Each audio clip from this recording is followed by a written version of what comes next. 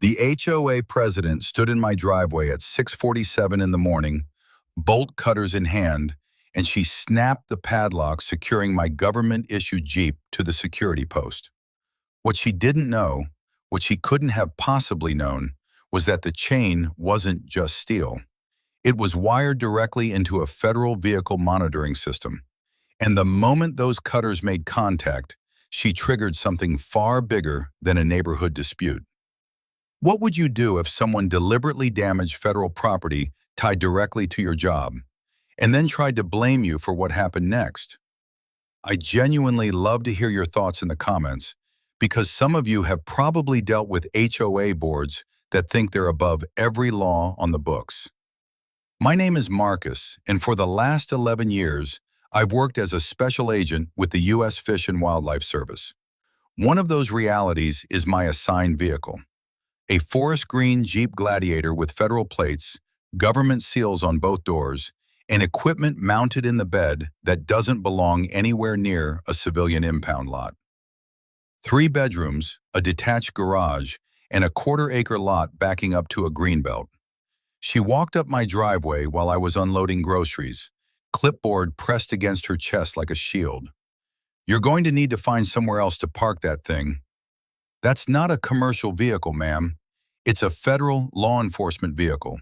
I'm a federal agent." She smiled, this thin, condescending smile that I would come to know very well.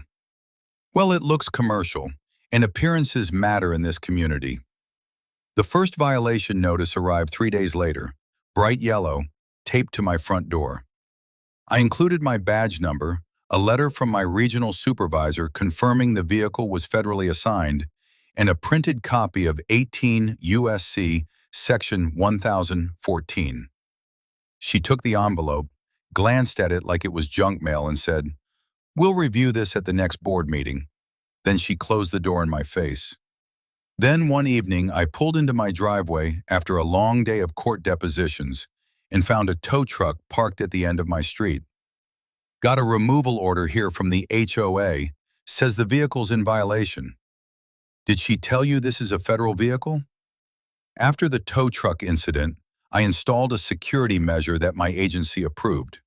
It was a heavy-duty steel chain anchored to a concrete post in my driveway.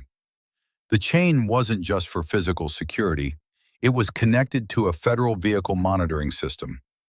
Then, one Saturday morning, I got an alert on my phone. "Tamper event detected. Vehicle 7724. Chain disconnected. Footage available." Sandra Holbrook, in broad daylight at 6:47 a.m., standing in my driveway with a pair of long-handled bolt cutters. She positioned the blades around the padlock shackle and squeezed. The lock snapped. She yanked the chain free from the post, and then she waved towards someone off camera, and a flatbed tow truck backed into my driveway. I called my supervisor first, then I called the U.S. Marshals. By the time I got home, less than 2 hours later, 2 federal vehicles were parked outside Sandra's house, and she was standing on her front porch, looking like she'd seen a ghost. When the marshals asked her why she'd cut the lock on a clearly marked government vehicle, she said, "It was a neighborhood decision. The vehicle violated community aesthetics." Sandra was charged with destruction of government property under 18 U.S.C. Section 1361. 3 board members resigned within 2 weeks. She pled guilty to a reduced misdemeanor charge, 200 hours of community service, 18 months of probation, a $5,000 fine payable to the U.S. Treasury. I walked in with my supervisor, a printed copy of my federal parking exemption, and a simple request. They voted unanimously in favor. No one made eye contact with me. And if you believe that no HOA should ever have more power than federal law, hit that subscribe button for HOA victims. We're out here telling the stories that matter. Real people, real fights, real justice.